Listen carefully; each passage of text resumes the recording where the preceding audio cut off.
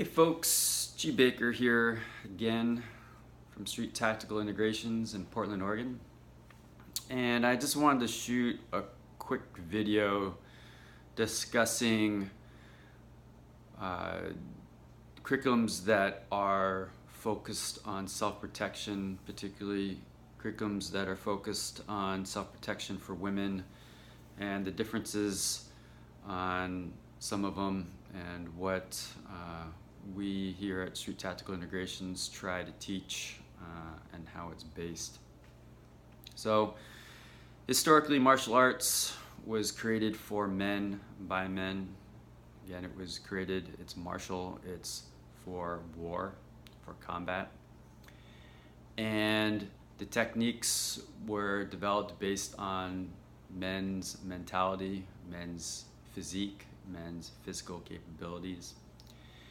And there's a lot of traditional martial arts out there that are fantastic and that have really weathered the test of time in terms of their usage in modern day society, and some that really haven't changed and have stayed very traditional, which is great. Tradition is beautiful in its own aspect and right, but in terms of self-protection, it's not always the most useful. As well as looking at a lot of systems, again, that were created by men for men, and how what they've done is tried to morph or adapt those aspects, those skill sets for women. And of course, there's outliers. There's women who are amazingly strong, amazingly physically fit, amazingly capable in physical attributes, and many who are much stronger than the average man and are even taller than the average man. These, however, are outliers, and if you look at kind of a bell curve, that martial arts systems should really cater towards the mean, to the average, versus the people who are on the outliers. And there's an argument that, there's men that are weak and men that are short, and yeah, that's true. We're also, though, looking at kind of the cultural pieces of how the mentality and how women are treated, and the psyche behind women.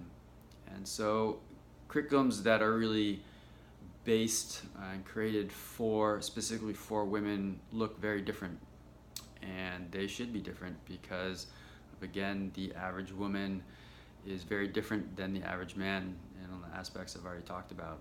And so what we have done, Street Tactical Integrations, and recently I'm doing a collaborative project with Mac Merriman on its training specifically for women, is looking at these attributes, these aspects of women, and creating a curriculum that is based specifically for these attributes and aspects, as well as looking at the situations that women are put in, which are actually very different than men.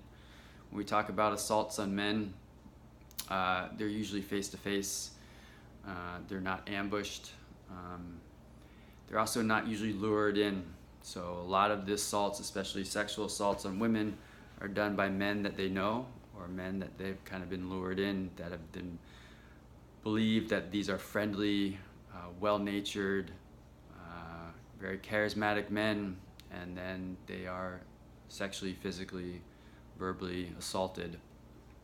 And that is very different from how a man typically assaults a man. Usually men don't try to kind of suave their way in there and be charismatic and charming, and then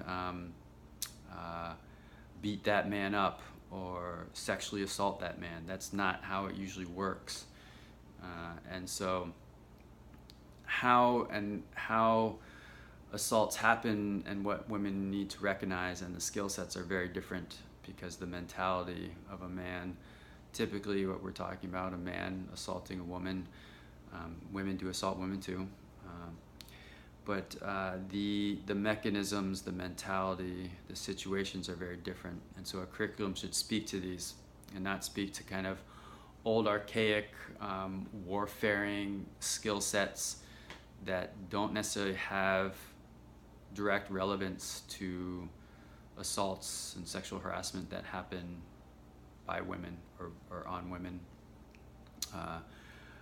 by men. So hopefully this clarifies a little bit about the differences and what we try to teach and practice here at Street Tactical Integrations, as well as what the upcoming seminar that's happening on January 28th is going to do, which is a defense tactics for women, and hopefully helping women be empowered, stay safer. Hope this helps. Hope you're well, and take care.